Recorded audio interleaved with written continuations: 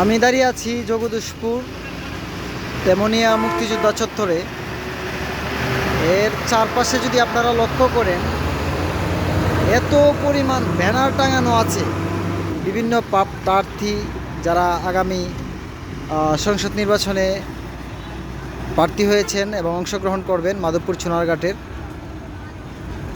চতুর্দিকে আমি ঘুরে যে বিষয়টা দেখলাম, এত পরিমাণে ব্যানার, এত পরিমাণে পোস্টার লাগানো আছে।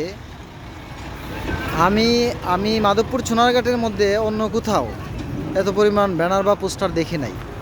এখন আমার প্রশ্ন হলো প্রশাসনের কাছে, যে এর কোনো আইনি বৈধতা আছে কি না, বা প্রশাসন থেকে এখানে পোস্টার লাগাতে বা ব্যানার লাগাতে প্রশাসন থেকে অনুমতি নেওয়ার প্রয়োজন আছে কি না।